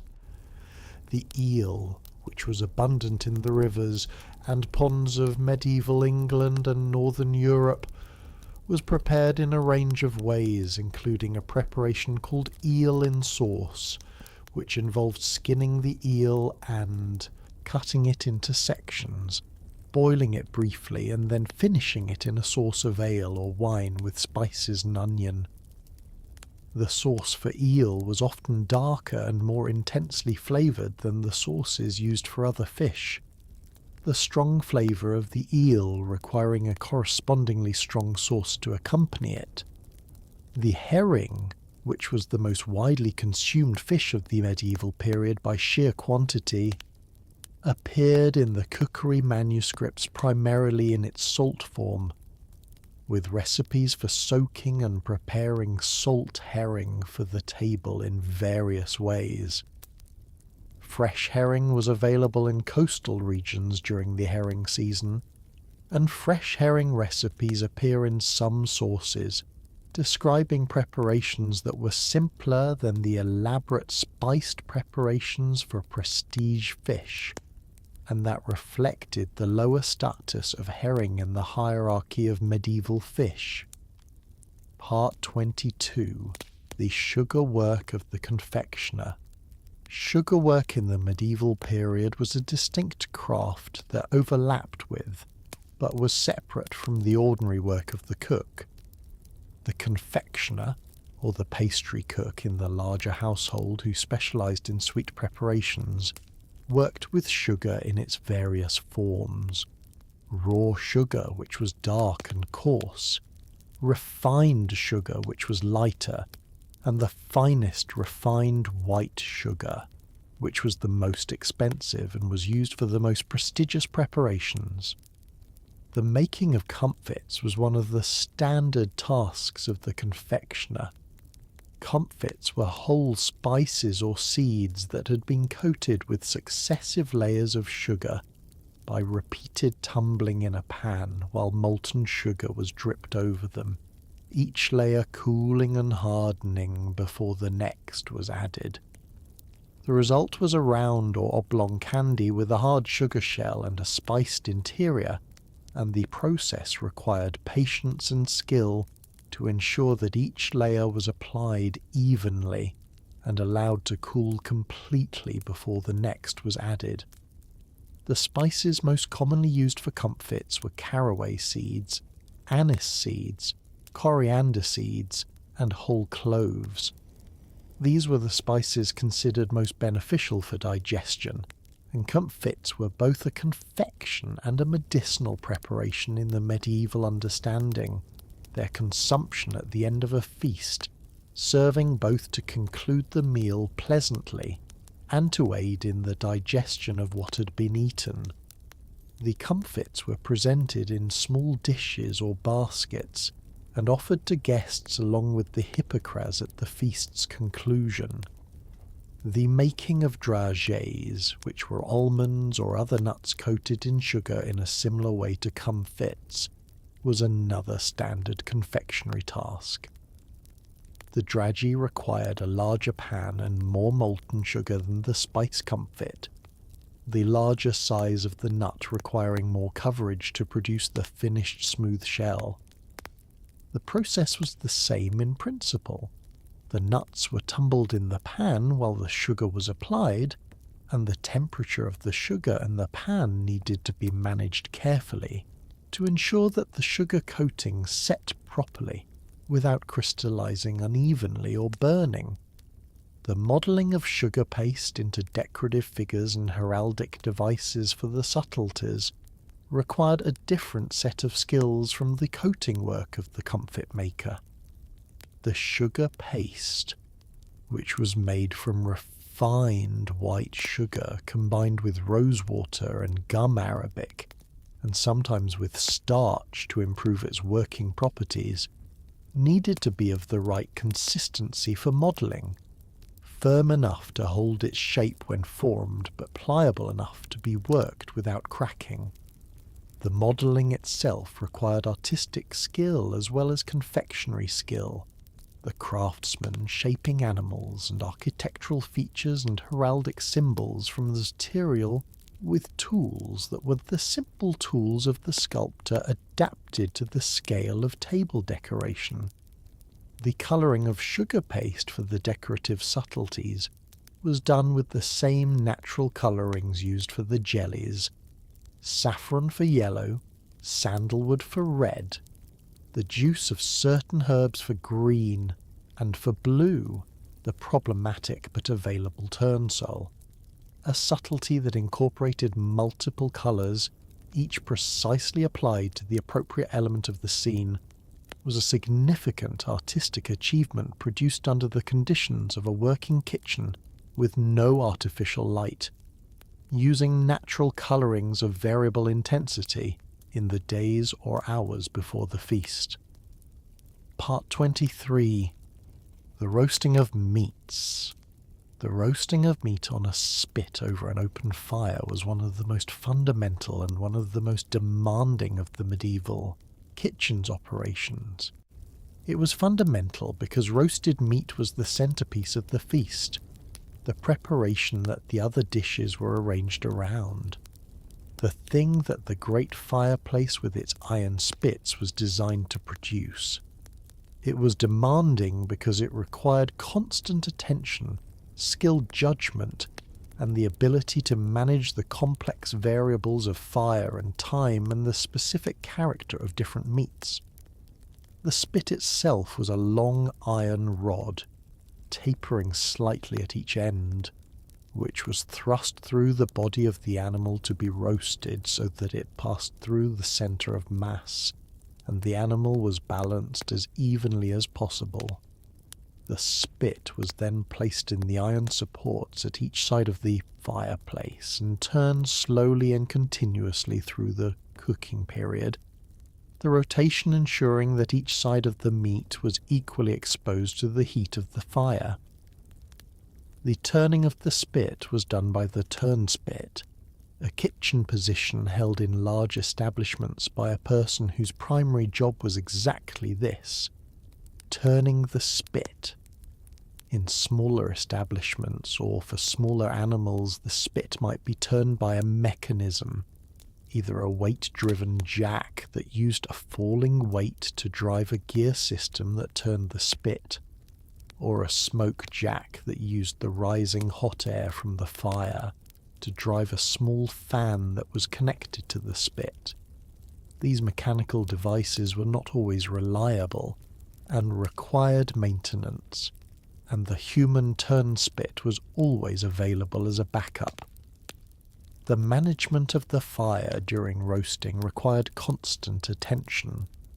Too hot a fire would cook the outside of the meat while leaving the inside raw, and would also produce burning rather than browning on the surface, which resulted in a bitter flavour. Too gentle a fire would allow the fat to render from the meat without browning, and would produce a pale, greasy result. The correct fire was a medium-hot, steady fire that browned the surface evenly over the period of cooking, which for a large animal might be several hours.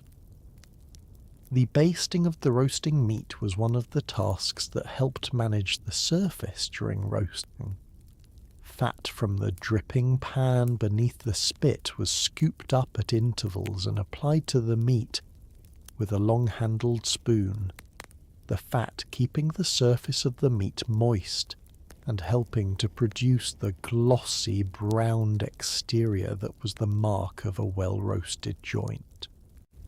In some preparations, the basting was done with a specific mixture of fat and spice or fat and wine, which added flavour to the surface of the meat as it cooked and produced a more complex final flavour than plain fat basting would have.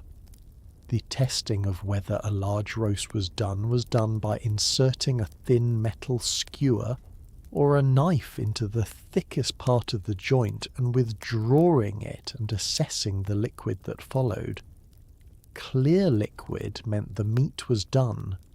Bloody or pink liquid meant more time was needed. This test was imprecise but was the best available without any means of measuring internal temperature, and an experienced roasting cook could apply it with sufficient accuracy that overcooked and undercooked roasts were unusual at a well-managed table. Part 24. The conclusion of the kitchen day.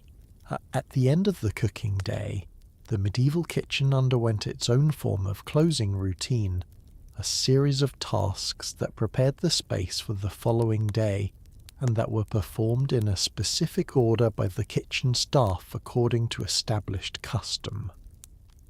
The fires were managed down from their cooking heights to the banking state that would preserve coals for the following morning's relighting.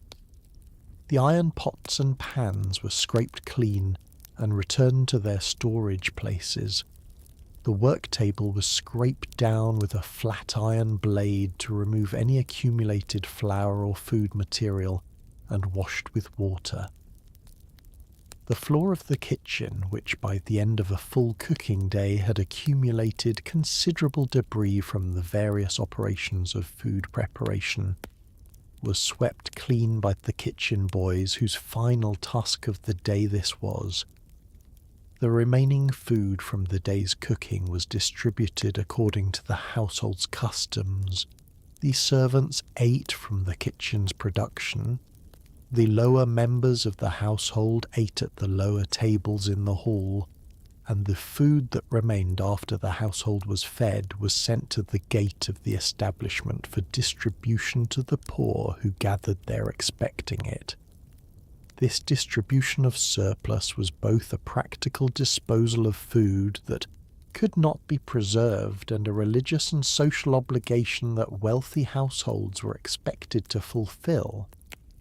The herbs that had been cut and used during the day had their remaining portions replaced in their storage locations, dried herbs in their jars and bags, fresh herbs laid in cool water or hung in a dry place for the following day's use. The spices were returned to the locked cabinet where they were kept, the lock and the key being important, as spices were expensive enough that their loss or theft was a significant material concern. The custodian of the spice cabinet in a large household was a position of trust, and the accounting of spices consumed each day was a real accounting task, the amounts used being recorded and compared with the amounts available to ensure that the expensive materials were being used in the quantities the preparations required and no more. The kitchen settled into its nighttime state. The fire low but not out, the equipment clean and stored, the work table bare, the floor swept. The staff departed to their sleeping places, the cook making one last circuit of the room before leaving, checking that everything was in order and that nothing required attention before morning, and in the morning the fire would be rebuilt from the coals, and the water would be set to heat, and the mortar would be brought out, and the grinding would begin, and the preparations for the day's meals would proceed in their established order, as they did every day, in kitchens throughout the medieval world, one fire at a time, one pot at a time, in the long and unremarkable and entirely real history of what people cooked and what people ate, which is a history that has no dramatic ending because it has not yet ended, the fire still burning in some kitchen somewhere, the pot still on, the meal still being prepared, as it always has been, as it always will be. This has been the most disgusting medieval recipes ever. The hedgehog was in its clay, and the clay was in the fire. The blood was combined with the oatmeal and the sweet and the spices and was going into the cleaned casing.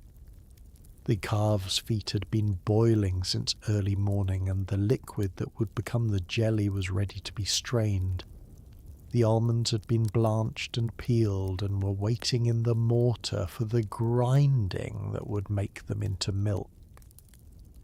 The hippocras bag was hanging from its frame, and the spiced wine was being poured through it for the third time, and it was running clearer than it had the second time, and by the fourth time it would run bright and clear and cold and would be ready for the end of the feast, which was not yet but would be, everything in its time, each preparation done in its order, the kitchen working through its day in the established sequence that had been established before anyone now working in it was born, and that would continue after all of them were gone, the fire and the pot and the mortar and the pestle, one meal at a time, for all the years of the medieval kitchen and beyond.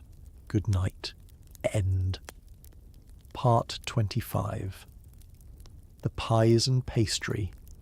Pastry was a fundamental element of medieval cooking at all levels above the poorest, and the pastry cook in a large establishment was a specialised craftsman whose skills were distinct from those of the general cook, and who produced a wide range of preparations from the basic technology of flour and fat and water combined and baked.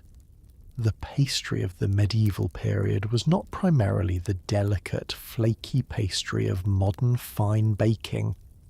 It was a functional material, designed to enclose food during cooking and to transport it to the table intact, and it was often made from a very simple paste of flour and water without fat that dried during baking into a hard shell that protected the filling but was not intended to be eaten. This kind of pastry was called a coffin, not in the funeral sense, but in the sense of a container or a box, and the food baked inside it was extracted and served, the pastry shell being discarded or given to servants or to the poor. The coffin pastry was made by mixing flour with just enough water to bring it together into a dough that could be rolled or shaped into the required form. For a raised pie, the dough was formed by hand, the pastry maker pressing and shaping the warm dough up around a wooden mould to produce the characteristic high-sided form that gave the raised pie its name. The mould was then withdrawn, and the bases and sides of the pie were allowed to dry slightly before the filling was added, and the lid was fitted, and the pie went into the oven. The fillings for these large coffin pies were of various types. A standard meat pie filling was made from diced or minced meat, combined with spices and sometimes dried fruit, and a small quantity of liquid to keep the filling moist during the long baking. The combination of meat with dried fruit and spice in a single pie was entirely conventional in medieval cooking, and produced a filling that was simultaneously savoury and sweet, with the warmth of the spices and the sweetness of the currants, or dates, or dried plums adding complexity to the meat. The mince pie, which in its modern form is a sweet preparation eaten at Christmas and containing no meat, is a direct descendant of the medieval meat pie that combined minced meat with dried fruit and spice, the meat element having been gradually reduced over the centuries until it disappeared entirely in most versions, leaving only the fruit and spice that had been the supporting flavours of the original. The survival of this preparation, in a form that no longer contains its original primary ingredient, is one of the more interesting pieces of culinary history, a trace of the medieval flavour combination preserved in the form of a confection that few people eating it would connect with its origins. The lid of the pie was fitted over the filled coffin and sealed at the edges by pressing the pastry together with wet fingers. A small hole was left in the centre of the lid through which a funnel could be inserted after baking to pour in additional liquid if the filling had dried during cooking, and through which the steam of the cooking escaped during baking. The hole was sometimes decorated with a small pastry ornament, a cut-out shape of a flower or a leaf, which added a modest decorative element to the functional structure of the pie. Part 26. The dressing of salads. Medieval salads were made from raw and cooked vegetables and herbs combined with dressings of oil and vinegar, and they were served both as a separate preparation and as an accompaniment to roasted and boiled meats.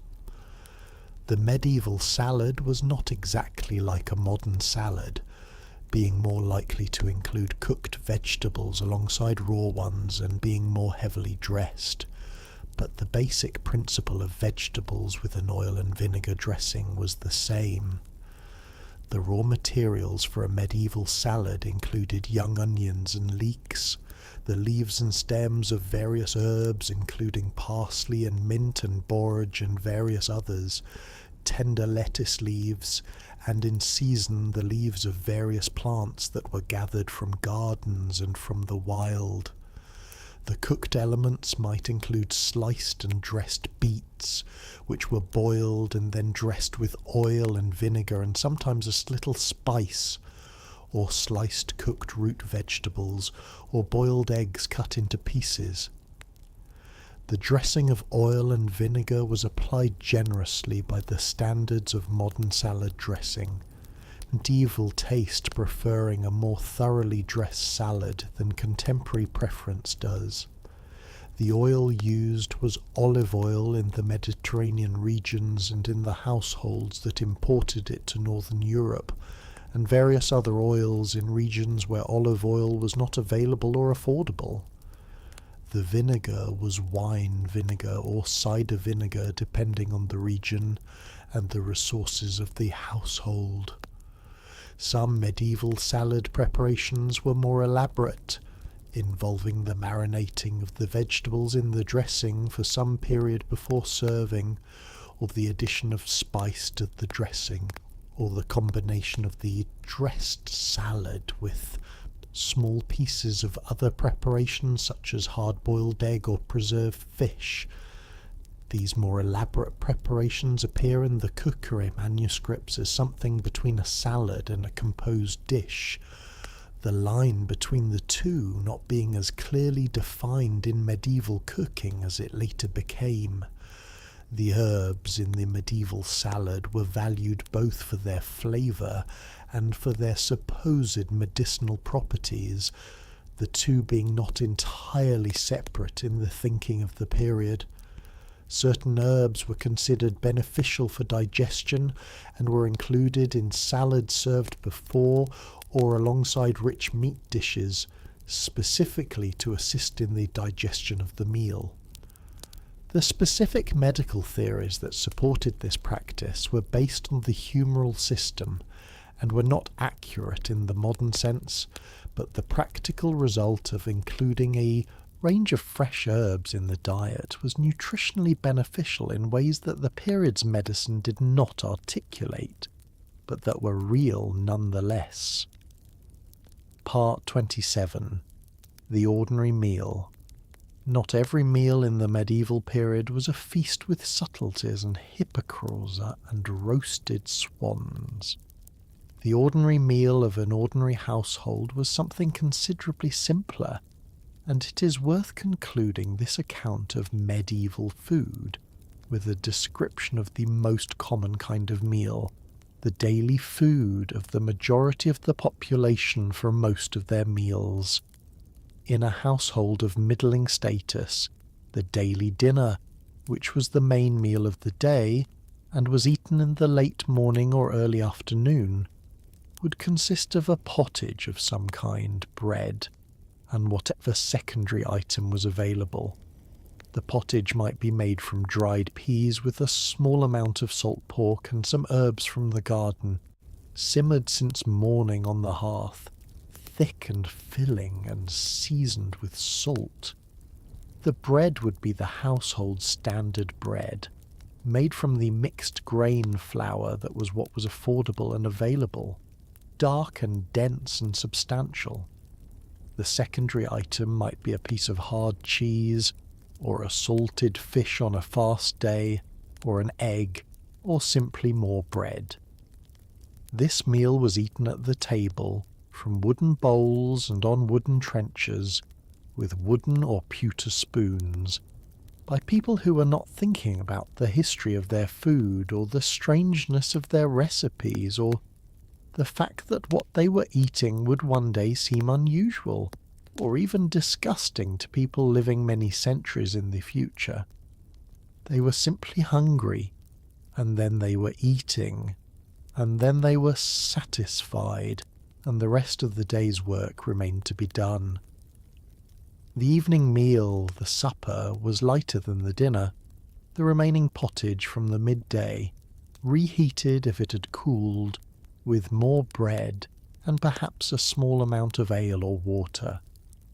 The household ate by the light of the fire and perhaps of a tallow candle or two, and when the meal was done the fire was banked and the household went to bed. This was the daily food of the medieval period for the people who were neither very wealthy nor very poor, adequate, nutritious in the ways that plant-based foods, with occasional animal products, are nutritious, not exciting, entirely familiar to those who ate it, and consumed with the calm acceptance of people for whom the question of what to eat was answered by what was there, as it has always been answered, in every period of history, by the same simple calculation. There was food, they ate it, and then the day was done. The mortar is quiet now, the fire is low, the kitchen is clean, the hypocras has been made and drunk. The subtlety was admired and then eaten, piece by piece, the almond paste dissolving sweetly at the end of the long feast. The coffin pies are empty, their hard shells cooling on the table before being cleared away. The spit is bare and cooling in the fireplace. The pots are hung where they belong. The work table is scraped clean. The floor is swept. Everything is as it should be at the end of the kitchen day, which is the same as the end of every kitchen day, in every kitchen, in every period. The fire lower, the work done, the food made and eaten, the space quiet and ready for tomorrow, when it will all begin again in the same order, one preparation at a time, starting with the fire, which is where everything starts, and where, for now, we will leave it. Good night. Part 28. A note on the sources. The recipes described in this account come from a number of surviving medieval cookery manuscripts, the most important of which are worth naming because they are the actual documents from which we know what medieval people cooked, and acknowledging them is a way of acknowledging that the people who wrote them and who cooked from them were real people, living real lives, in real kitchens. The Form of Curie is an English manuscript compiled around 1390, attributed to the master cooks of King Richard II, and it contains nearly 200 recipes in the Middle English of the period. It is one of the most frequently cited sources for medieval English cooking, and contains examples of most of the types of preparation described in this account, from the simplest potages to the most elaborate spiced preparations. The name means roughly the form of cooking or the method of cooking, and the document has the character of a professional record made by skilled practitioners of their trade. The Viandier is a French cookery manuscript associated with Guillaume Tirel, known as Taillevent, who was cook to the French royal household in the 14th century. It exists in several versions and is one of the most important sources for medieval French cooking, which was closely related to English cooking of the period, and which shared many of the same techniques and the same orientation toward spice.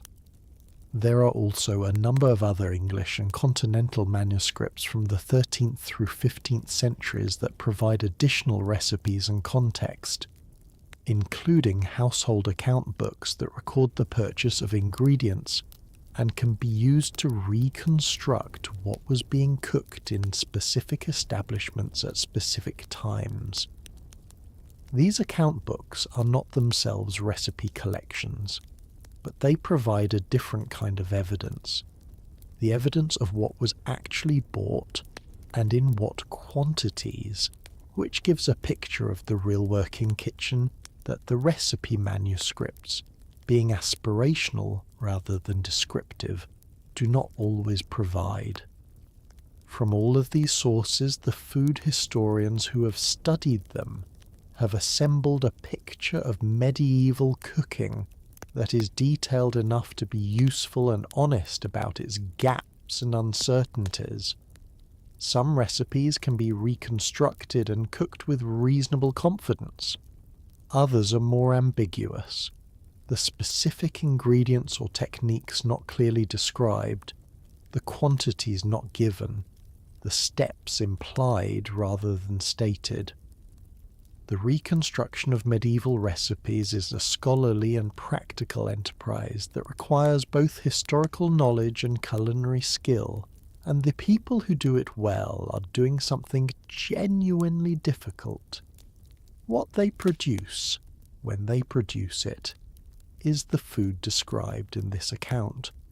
The pottages and the roasted meats, and the spiced sauces, and the hedgehog in its clay, and the lamprey with its cord removed, and the blood pudding in its cleaned casing.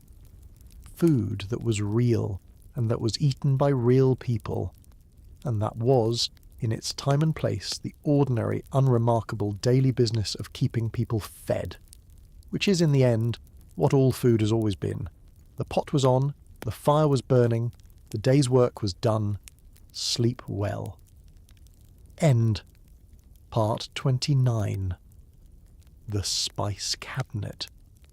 The spice cabinet of a large medieval household was kept locked, which was not a minor detail but a significant one. Spices were among the most valuable movable goods a household possessed, and their loss to theft or careless use was a real financial concern that the locking of the cabinet was intended to prevent.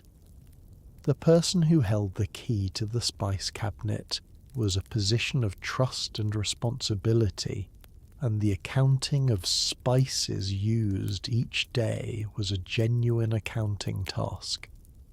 The cabinet itself was a wooden piece of furniture of varying size depending on the household's resources and requirements, fitted with shelves and compartments for the different spices, and with the lock and hinges of iron that were characteristic of furniture intended to be secure.